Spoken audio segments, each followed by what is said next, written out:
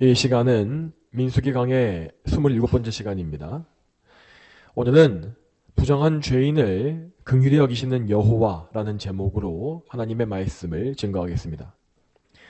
지금 우리가 계속 보고 있는 이 본문은 이스라엘 백성이 광야에 나온 후에 맞이한 유월절에 대해서 다루고 있습니다. 이스라엘은 이집트에서 탈출했던 바로 그날 밤에 첫 번째 유월절을 경험했었고, 그때로부터 1년이 흘러서 두 번째 유월절을 맞은 것입니다. 유월절은 이스라엘이 이집트로부터 구원받은 날로서 하나님의 구속사역의 시작을 상징하는 아주 중요한 절기였습니다. 그러므로 이스라엘 백성들은 이 날에 하나님께서 명하신 대로 어린 양과 무교병 등의 음식을 먹으면서 그들이 받은 바 은혜를 기억하고 또 그 은혜를 계속해서 자녀들에게 전수해야 했습니다. 이 날은 구원의 날이요, 또 자유와 독립의 날이었으며 또한 이스라엘 국가의 생일이기도 하였습니다. 자, 이러한 의미에서 유월절은 언약 안에 있는 백성들이 무조건 참여해야 하는 가장 중요한 절기 중에 한 개가 되었던 것입니다. 자, 그렇지만 이렇게 절기의 기쁨이 가득한 가운데서도 슬픔과 근심에 빠진 사람들이 있었습니다. 그들은 부정함으로 인하여서 유월절에 참여하지 못한 사람들이었습니다. 자, 이에 대해서 오늘 본문의 6절 말씀을 다시 한번 읽어보겠습니다. 자, 오늘 본문의 6절 말씀 같이 한번 읽어봅니다. 민수기 9장 6절 읽습니다. 자, 시작. 그런데 사람의 시체 때문에 부정하게 되어 그날 유월절을 지킬 수 없었던 사람들이 있어 그들이 그날 모세와 아론 앞으로 나와서. 아멘. 자, 이 본문에 나와 있는 사람들은 시체 때문에 부정하게 되었다라고 기록되어 있습니다. 그러니까 그들은 가족의 장례를 치르면서 시신을 만졌거나 아니면 자기 옆에서 부지 중에 갑자기 사람이 죽으면서 시체에 닿은 것이었습니다. 그리고 율법에 따르면 시체와 접촉한 사람은 7일 동안 부정해지고 그 기간 동안에 3일차와 7일차에 두 번에 걸쳐서 몸을 씻는 그 정결 예식을 거쳐야만 정결함을 회복할 수 있다고 되어 있습니다. 이렇게 부정함을 입은 사람들은 성막에 나가지 못했고 하나님께 속한 것들을 만지거나 가까이 하지 못했습니다. 그러므로 그들은 유월절 절기에도 참여할 수가 없었으며 유월절의 음식 역시 먹을 수 없었던 것입니다. 여러분, 이와 같이 시체가 부정한 것으로 여겨진 이유는 이것은 죽음과 관련된 것입니다. 죽음, 곧 사망은 이 죄의 결과로서 인간의 부패와 타락을 상징합니다. 이러한 진리를 알게 하기 위해서 율법은 시체와 접촉한 사람을 부정하다고 간주한 것입니다. 그리고 이렇게 부정해진 사람은 율법상으로 비정상적인 상태가 된 것이었기 때문에 하나님과 관계된 모든 일에서 일시적으로 끊어지게 되었습니다. 자, 그러면 이렇게 유월절 기간에 부정한 상태가 되었던 백성들은 어떻게 행동했겠습니까? 그들은 이 귀한 절기를 그냥 흘려보낼 수가 없었습니다. 그들은 언약의 백성으로서 하나님의 절기에 참여하기를 원했고 그래서 모세와 아론에게 나왔습니다. 그리고 그들은 이렇게 말합니다. 7절 말씀에 그에게 말하기를 비록 우리가 사람의 시체 때문에 부정하게 되었으나 그렇다고 우리가 이스라엘 자손과 함께 정한 때에 여호와께 예물을 드리지 못하도록 금하시는 이유가 무엇입니까? 하니, 자, 여기에 나와 있는 사람들은 자신들이 유월절에 참여하지 못하는 것에 대한 억울함을 호소하였습니다. 만일에 그들이 어떤 심각한 이 범죄를 고의적으로 지어서 부정해진 것이었다면 그들은 이렇게 변명할 것이 없었을 것입니다. 그렇지만 이 사람들은 대부분 이 가족의 어쩔 수 없는 장례가 유월절 기간과 겹치는 바람에 부정함을 입었을 뿐이었습니다. 고작 그러한 이유 때문에 유월절에 참여할 수 없다면 그것은 정말로 부당하고 억울한 일일 수밖에 없었겠죠.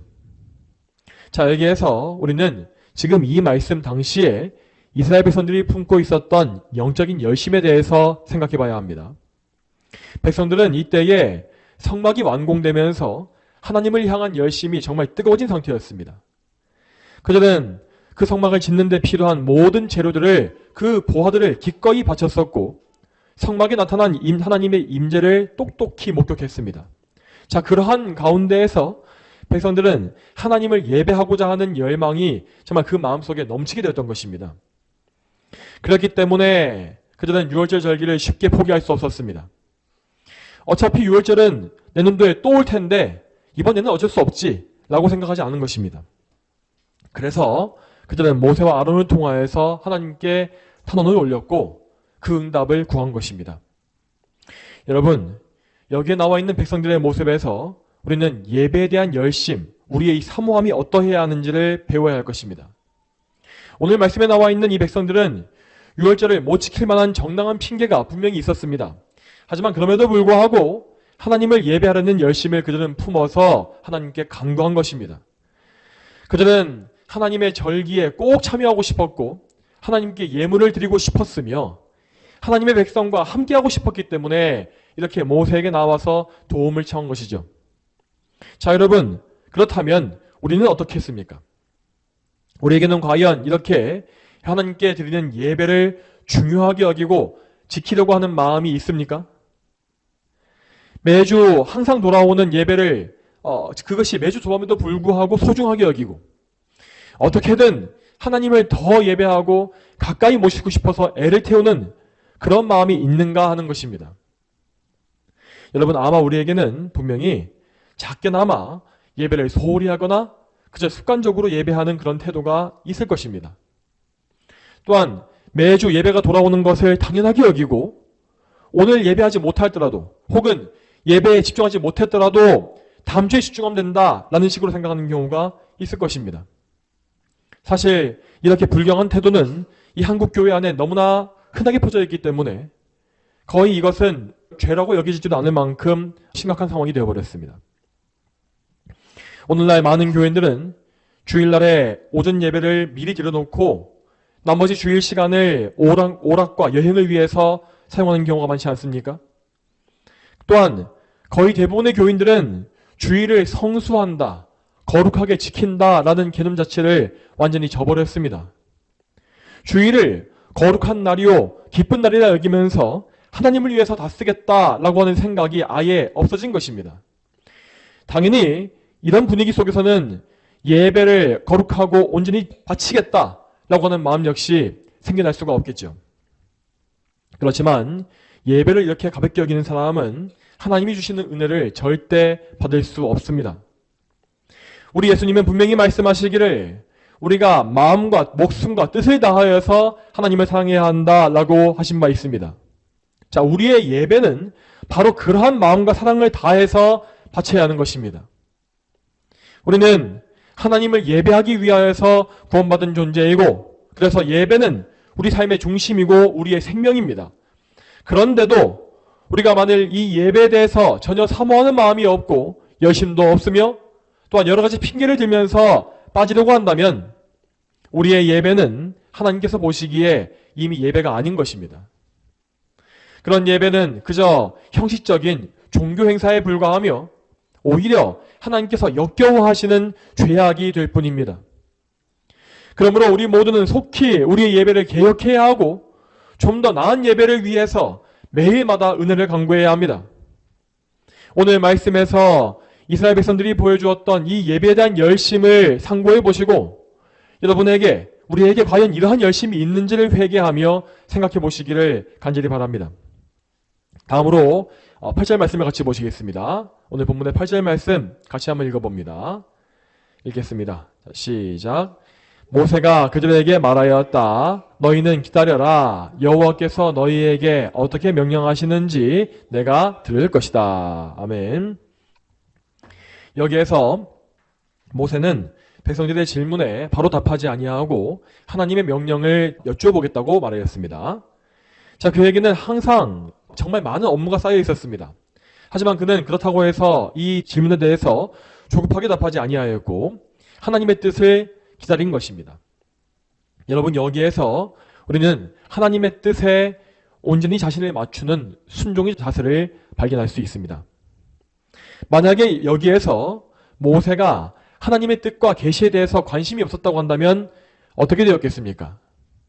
정말 만일 모세의 마음에 교만한 마음이 있었다고 한다면 그는 분명히 급하니까 바쁘니까 자기의 생각을 가지고 하나님의 뜻을 판단하고 해석해서 답하려고 했을 것입니다. 그렇지만 모세는 하나님 앞에 겸손하고 온유한 자로서 하나님 말씀에 근거한 일만을 하려고 항상 애썼습니다.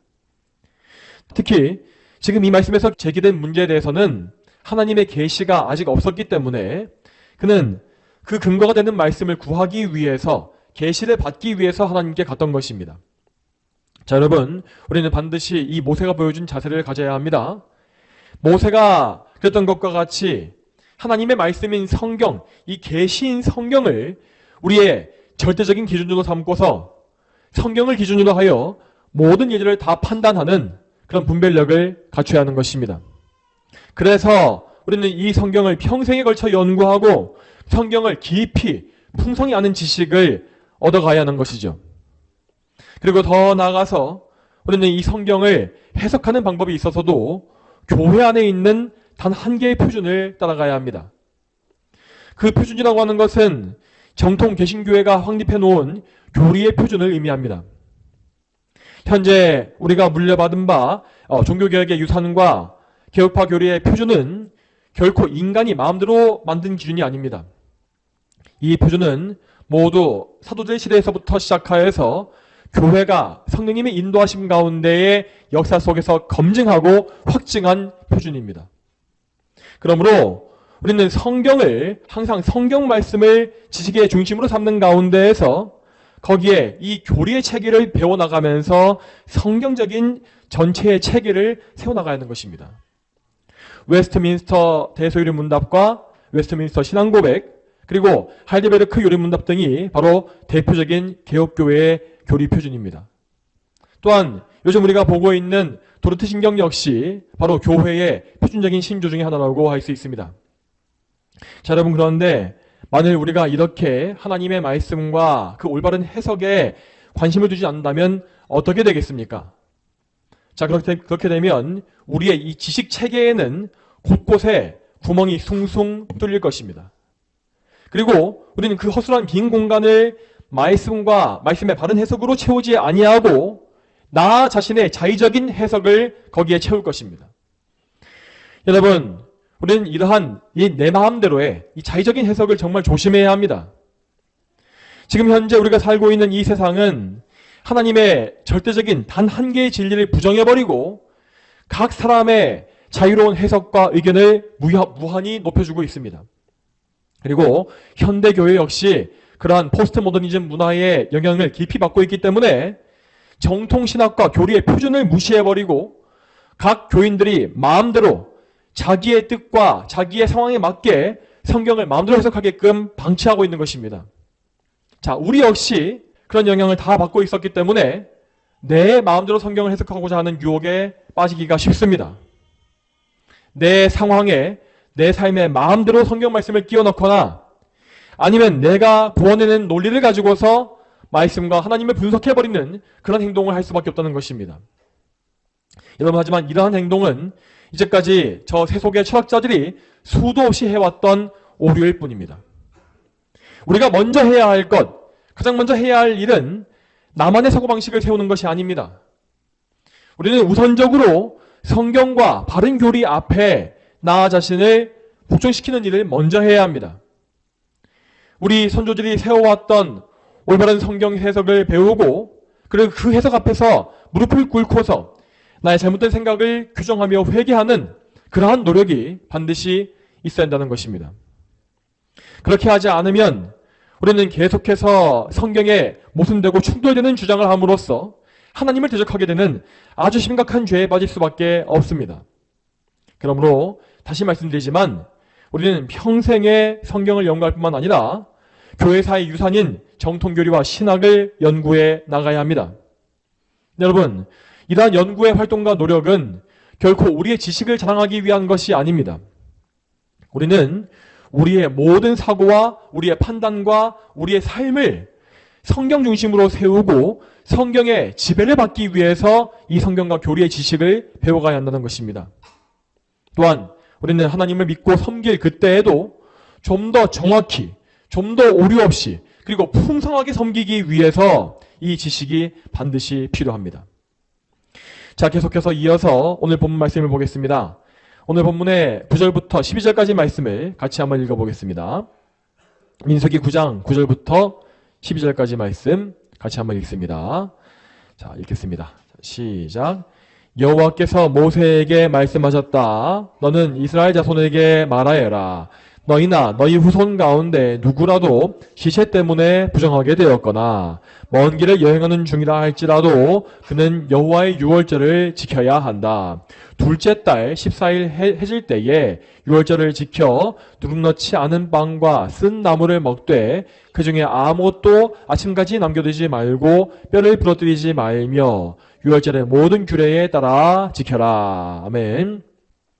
백성들의 호소를 들으신 하나님은 모세에게 위와 같은 답변을 주신 것입니다. 백성들 가운데 유월절을 당장 지킬 수 없었던 사람들은 원래 유월절 날짜인 이 날짜에서 한 달 후인 2월 14일에 절기를 지킬 수 있게 되었습니다. 그날에 그들은 율법에 정해진 모든 규례를 따라서 유월절을 똑같이 지켜야 했습니다. 그들은 유월절 규례대로 성막에서 양을 잡았고 그 피를 제사장의 손에 의해서 번제단에 뿌림으로써 뿌린 후에 고기를 가져왔습니다. 그리고 그들은 그 고기를 유월절 음식과 함께 먹었다고 하였죠. 11절과 12절을 보시게 되면 양의 고기와 함께 먹어야 할 음식이 나와 있는데 그것은 누룩 넣지 않은 무교병, 빵과 쓴 나물이라고 되어 있습니다. 여기에서 이 빵에 누룩을 넣지 못하는 이유는 이 누룩이라는 것이 죄를 상징하는 재료이기 때문입니다. 누룩이라고 하는 것은 그 특성이 죄의 특성과 아주 유사합니다. 죄와 누룩은 모두 똑같이 순식간에 퍼져나가고 부풀어 오르는 특성이 있습니다. 또한 누룩은 빵을 부드럽게 만들므로써 인간의 정욕을 만족시키기 때문에 이 유월절에는 철저히 금지되었던 것입니다. 실제로 이스라엘 백성은 유월절 기간 동안에 온 집안에 남아있는 누룩을 완전히 제거함으로써 죄와 단절된 거룩한 삶을 그 행동을 통해서 상징적으로 보여주었습니다.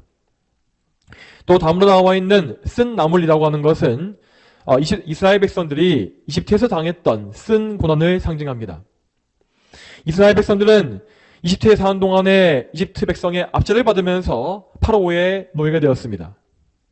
또한 그때 그들은 하나님과 아무 관계가 없는 그런 삶을 살았기 때문에 죄의 노예 상태에서 살아야 했죠. 그러나 하나님은 그들을 구속하시어서 그분의 백성으로 삼아주셨고 괴로운 노예 생활의 멍에를 부숴주신 것입니다.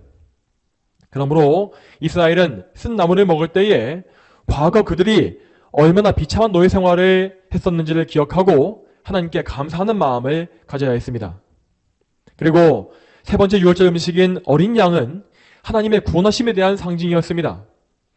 우리가 아는 바와 같이 이 유월절 어린 양은 우리의 구속주이신 예수 그리스도의 모형으로서 이 구약시대에 주어진 것입니다. 첫 번째, 맨 최초의 유월절 날에 이스라엘 백성들은 어린 양의 피를 문설주와 임방에 바름으로써 심판을 면했다고 하지 않았습니까? 그때에 하나님은 어린 양의 피를 볼 때에 내가 그 집을 넘어갈 것이다 라고 말씀하신 바 있습니다. 비록 이스라엘 백성들은 저 이집트 백성들과 똑같은 죄인이었지만 그 어린 양의 피 때문에 자기 의가 아니라 어린 양의 피로 말미암아서 멸망을 면한 것입니다. 그리고 이렇게 함으로써 유월절 어린 양의 이 피는 택자들의 죄를 사하고 그들을 덮어주는 예수 그리스도의 피를 예표하는 상징이 되었습니다. 자, 그러면 다음으로 유월절 양의 고기를 먹는 것, 이 고기를 먹는 것은 무엇을 상징하는 것이겠습니까? 자, 이것은 곧 성도가 예수 그리스도와 연합하는 것을 상징하고 있습니다. 여러분, 우리는 그리스도를 믿음으로 그분과 연합하며 그 이후로 항상 그리스도께로부터 모든 은혜를 공급받으며 살게 됩니다. 성도들이 하나님의 영광을 위해서 살기 위해 필요한 모든 힘과 능력은 오로지 우리의 머리이신 예수 그리스도께로부터만 나오는 것입니다. 그러므로 성도의 삶은 이제 나 자신 스스로의 삶을 내 마음대로 사는 것이 아닙니다. 이제 우리의 옛사람은 죽었고 우리 안에서 그리스도께서 사시면서 우리를 전적으로 인도해 가시는 것이죠. 그렇기 때문에 우리 성도들은 정말로 그리스도의 은혜가 없으면 아무것도 할 수가 없고 그리스도를 통해서만 모든 일을 할 수 있다는 것입니다. 바로 이러한 사실을 예표하기 위하여서 이스라엘 백성은 유월절 어린 양의 고기를 온 가족과 함께 나누어 먹은 것입니다. 자, 이 백성들이 어린 양의 고기를 섭취함으로써 자기 몸에 힘을 얻은 것과 같이 우리는 그리스도로 말미암아 우리의 영혼과 육신 전체의 능력을 얻는 것입니다. 자, 이와 같이 유월절 양의 고기는 그리스도의 은혜를 상징하는 아주 거룩한 음식이었습니다. 그래서 하나님은 그 고기가 남겨져서 헛되게 부러지는 것을 절대 금하신 것입니다. 오늘 본문의 12절 말씀에 나와 있는 바와 같이 유월절 양의 고기는 그날 저녁에 다 먹어야 했으며 혹시 남을지라도 아침까지 남기지 말고 모두 다 밤에 다 불태워야 했습니다. 만일 그것을 아침까지 남기게 되면 그 고기가 부패하거나 혹은 짐승이나 벌레에게 먹힐 수 있었기 때문입니다. 그것은 곧 예수 그리스도를 목욕하는 일이었기 때문에 하나님은 어린 양의 고기를 모두 깨끗한 방식으로서 처리해야 한다고 명하신 것이죠. 또한 12절 말씀을 좀 더 깊이 보게 되면 그 양의 뼈를 부러뜨리지 말라라는 말씀이 나와 있습니다. 아마도 그 당시에 이스라엘 백성 중에서 이 말씀의 의미가 무엇인지를 알았던 백성은 아무도 없었을 것입니다. 여러분, 이 말씀의 참된 의미는 예수 그리스도의 십자가에서 성취되었습니다. 예수님은 우리를 위해서 십자가에 못 박히셨고 그분의 살이 찢기셨습니다. 하지만 그분의 뼈는 단 한 개도 꺾이지 않았다고 성경에 나와 있죠. 나중에 로마의 군병들은 예수님의 십자가 형벌을 빨리 끝내기 위해서 양편 죄수들의 다리를 꺾었다고 하였습니다. 자, 이런 것은 이 죄수가 자기 다리에 의해서 몸을 지탱하지 못하게 만들어서 그래서 중력에 의해서 폐가 압박되어서 질식해 죽게 만드는 그런 방식이었습니다. 그렇지만 로마의 군병은 예수님께 왔을 때에 그분이 이미 숨지신 것을 발견했기 때문에 그분의 다리를 꺾지 않았다고 하였습니다. 그 대신에 그는 예수님의 죽음을 확인하기 위해서 창으로 옆구리를 찔렀고 그 상처에서 피와 물이 흘러나왔다라고 성경에 나와 있습니다. 여러분, 이러한 모든 상황은 예수님의 죽으심이 어떤 의미를 가지고 있는지를 우리에게 분명히 보여줍니다. 만일에 예수님의 다리가 꺾였다면 자, 그분의 죽음은 마치 강제로 목숨을 빼앗긴 것 같이 여겨졌을 것입니다. 그렇게 되면 예수님의 죽음은 우리를 위해서 자발적으로 목숨을 내어주신 희생제사가 될 수 없었겠죠. 그렇지만 예수님은 분명히 당신의 목숨을 빼앗기신 것이 아니라 스스로 포기하셨고 우리를 위한 대속물로서 그 자기 목숨을 아버지께 바친 것이었습니다. 그래서 하나님은 예수님의 뼈가 꺾이지 않게 섭리하신 것이고 그 대신 그분의 옆구리에서 피와 물이 나오게 하신 것입니다. 이 피와 물은 우리의 죄를 속죄하시는 예수님의 보혈과 우리를 거룩하게 하시는 능력을 상징합니다. 자, 이에 대해서 말씀을 한번 보겠습니다. 요한복음 19장 32절에서 36절까지 말씀을 같이 한번 보겠습니다. 요한복음 19장 32절에서 36절까지 말씀을 한번 정리하면서 보겠습니다. 군인들이 가서 예수님과 함께 못 박힌 첫째 사람과 또 다른 사람의 다리를 꺾고 예수께 와서는 이미 돌아가신 것을 보고 그분의 다리를 꺾지 않았다. 군인들 중 하나가 창으로 그분의 옆구리를 찌르니 곧 피와 물이 흘러나왔다. 이것을 본 자가 증언하였으니 그의 증언이 참되다. 그는 자신이 진실을 말하고 있음을 알았으니 그의 증언을 너희도 믿게 하려는 것이다. 이 일이 일어난 것은 그의 뼈가 하나도 꺾이지 않을 것이다 라고 한 성경이 이루어지게 하려는 것이었다. 아멘. 여러분, 이 말씀에 나와 있는 바와 같이 하나님은 예수님의 죽음에 대해서 증인을 분명히 세우셨습니다. 그 증인들은 예수님의 뼈가 꺾이지 않는 그 장면을 보았고 또한 그분의 허리에서 창이 찔린 허리에서 피와 물이 흐르는 것을 보았습니다. 그리고 이 모든 사실은 이미 유월절 어린 양의 귀를 통해서 예언된 것이었죠. 유월절 양의 뼈가 꺾이지 않는 것과 같이 예수님은 그 뼈가 꺾이지 아니하심으로 우리를 위한 희생제사를 온전히 완수하신 것입니다. 자, 이제 다음으로 오늘 본문의 마지막인 13절과 14절 말씀을 같이 한번 읽어보겠습니다. 민수기 9장 13절과 14절 말씀 다시 한번 같이 읽어보겠습니다. 그러나 정결하거나 여행 중에 있지 않은 사람이 유월절을 지키지 않으면 그 사람은 자기 백성 중에서 끊어질 것이니 이 사람은 정한 때에 여호와께 예물을 드리지 않았으므로 벌을 받아야 한다. 만일 외국인이 너희와 함께 거주하여 여호와의 하면 유월절 율례와 규례에 따라 지켜야 한다. 외국인에게나 그 땅의 원주민에게나 그 규례가 동일해야 한다. 아멘. 자, 이 말씀과 같이 하나님 백성인 이스라엘은 반드시 유월절을 지켜야만 했습니다. 유월절은 이스라엘 백성이 받은 구원의 역사를 기념하는 절기였고 또한 예수 그리스도의 십자가 복음을 상징하는 모형이었기 때문입니다. 그러므로 이 유월절의 절기를 가볍게 여기고 의도적으로 지키지 아니하는 자는 하나님 백성이라고 불릴 자격이 없는 것입니다. 여러분, 지금 이 말씀이 우리에게 요구하는 바가 무엇일까요? 그것은 예수 그리스도를 믿는 믿음입니다. 누구든지 예수 그리스도를 구주로 믿고 그분께 순종하는 사람은 구원을 받을 것입니다. 그러나 그분의 이름을 믿지 아니하고 그분의 왕권에 복종하지 아니하는 사람들은 하나님의 백성 중에서 끊어질 것입니다. 우리는 이 사실을 반드시 믿고 그리스도를 우리의 구원자요 왕으로 믿고 섬겨야 하겠습니다. 또한 다음으로 14절의 말씀은 이방인들이 유월절을 지키는 규례에 대해서 말하고 있습니다. 자, 출애굽 당시에 이스라엘 백성 가운데는 그들과 함께 나와서 이집트를 떠났던 여러 외국인들이 섞여 있었습니다. 그리고 앞으로 우리가 이스라엘 백성의 역사를 보게 되면 하나님의 섭리 가운데에서 이스라엘의 백성 가운데 합류한 이방인들이 나오고 있는 것을 볼 수 있습니다.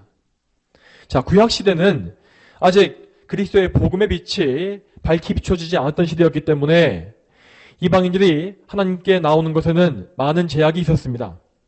그렇지만 분명 하나님은 그 어두운 시대 가운데서도 여러 민족 가운데 당신의 백성을 택하시어서 이스라엘 백성의 언약에 합류하게끔 인도하신 것입니다.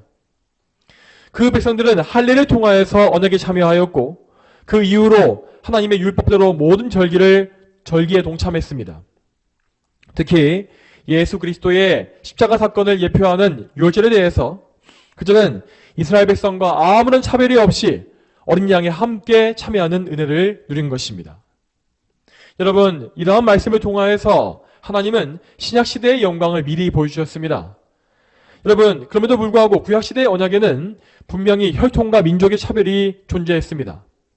하지만 이제 예수 그리스도의 새 언약 안에서는 그 어떤 차별도 없는 것입니다. 누구든지 복음을 듣고 그리스도를 구주로 믿는 사람은 구원을 받습니다. 그러므로 우리는 두려워하지 말고 우리 구주이신 그리스도를 속히 믿고 영접하며 의지해야 합니다. 그리스도를 믿는 믿음에서 우리의 조건이라는 것은 아무런 의미가 없습니다. 여러분께서 아무리 큰 죄인이고 또 아무리 못나고 무능하다 할지라도 우리는 그런 조건에 억눌리지 말고 그리스도를 바라보고 믿어야 합니다. 예수님의 보혈은 우리의 흉악한 죄를 다 용서하실 수 있는 능력의 피입니다. 그리고 그분의 의는 우리의 불의함과 연약함과 부족함을 모두 다 덮어주어서 우리를 하나님 앞에 의인이라고 인정받게 하는 의입니다. 또한 이와 반대로 우리는 예수님을 믿을 때에 그 어떤 조건도 내세우거나 높이지 말아야 하겠습니다. 여러분, 우리는 절대로 우리의 능력이나 공로를 가지고서 하나님께 인정받는 것이 아닙니다. 우리가 아무리 엄청난 공을 세웠고 가장 뜨거운 열심과 희생을 증명했다 할지라도 그 모든 것은 하나님 앞에 그저 누더기에 불과합니다.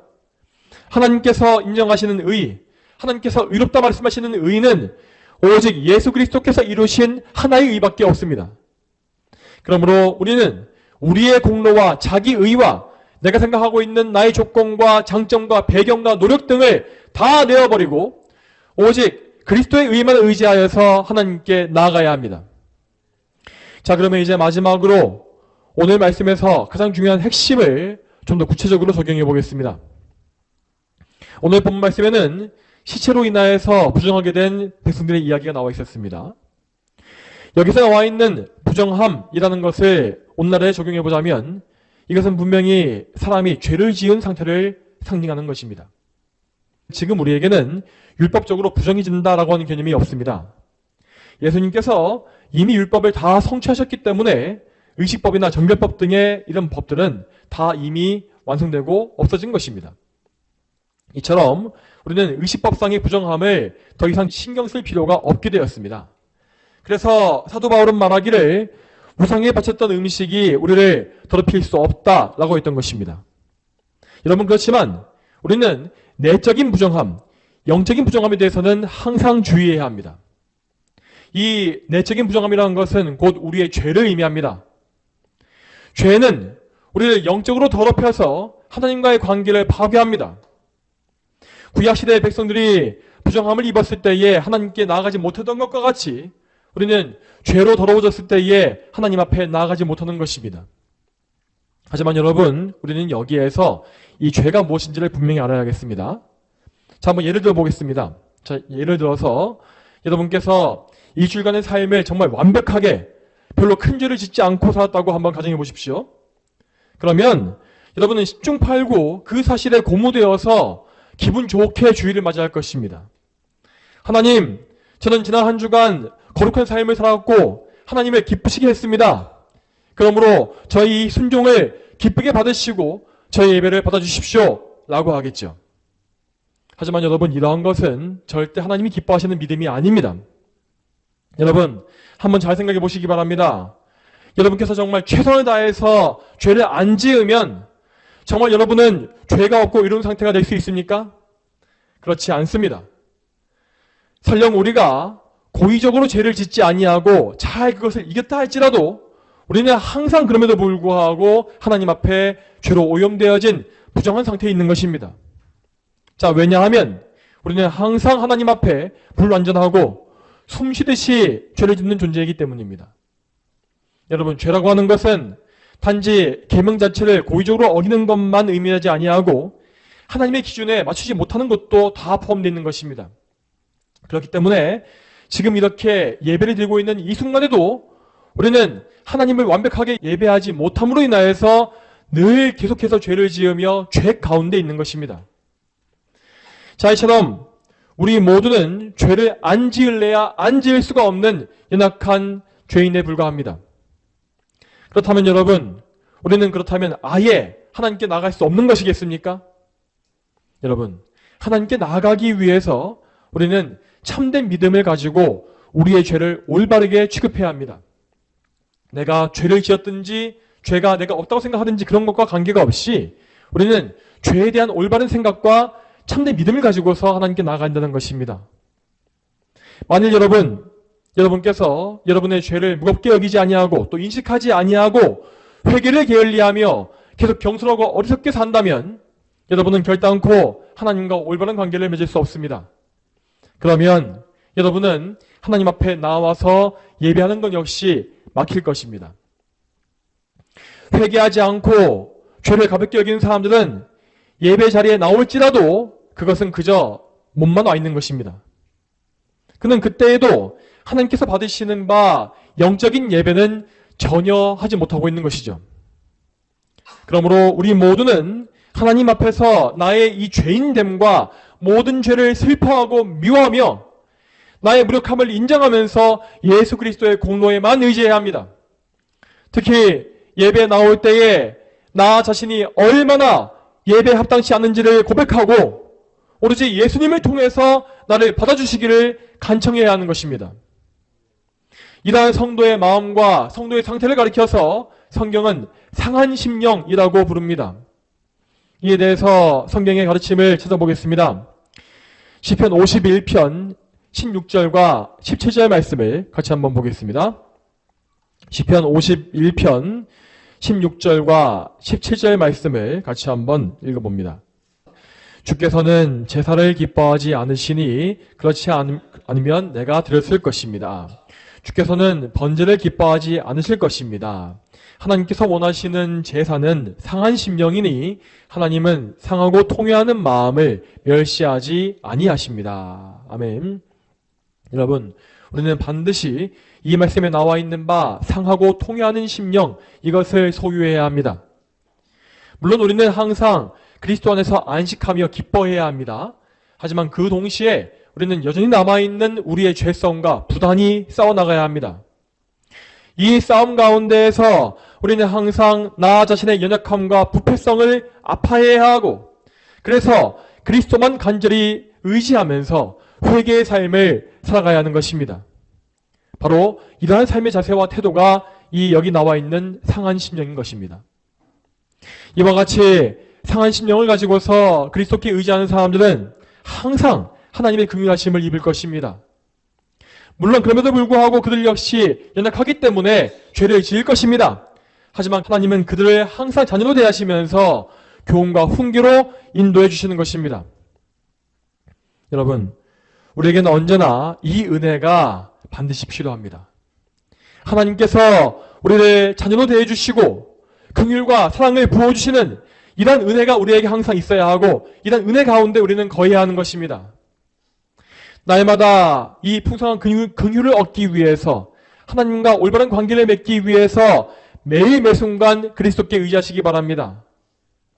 예수님을 사모하고 바라고 의지하는 그 마음이 식어지지 않게끔 늘 성령님께 도움을 간구하시고 항상 하나님과 관계를 파괴하는 하나님께서 미워하시는 모든 죄를 미워하고 멀리하며 회개에 힘쓰시기 바랍니다.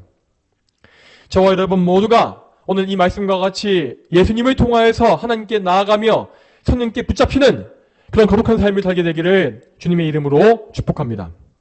함께 기도하겠습니다. 하나님 아버지, 오늘도 민수기의 말씀을 통하여서 유월절의 의미가 무엇인지를 또 보게 하시고 6월절 날에 부정해져서 절기를 지키지 못했던 백성들이 입은 긍휼을 통하여서 우리가 어떤 긍휼 가운데 살고 있는지를 기억하게 하심에 참으로 감사드립니다. 하나님, 우리가 항상 이런 은혜를 사모하게 해주시기 원합니다. 우리의 마음은 참 쉽게 무너지고 또 약해지고 차가워지기 때문에 하나님의 은혜를 사모하지 못하고 세상의 것을 사랑하고 세상의 염려와 근심에 사로잡힐 때가 참 많습니다. 하나님, 이럴 때마다 저희 모두를 항상 하나님의 긍휼하신 손으로 붙잡아 주시기 바라고 하나님의 은혜를 부어주셔서 저희의 어두워진 눈이 항상 열리고 예수 그리스도만 바라보며 성령님께 붙잡혀서 나아가는 그런 삶을 살 수 있도록 인도해 주시옵소서. 날마다 저희가 예수님의 그 공로 가운데에서 그 공로로 말미암아 하나님께 나아가며 하나님을 영원롭게 하는 그런 복된 삶을 살 수 있도록 인도해 주시옵소서. 감사드리옵고 이 모든 말씀 거룩하신 예수님의 이름으로 간절히 기도합니다. 아멘.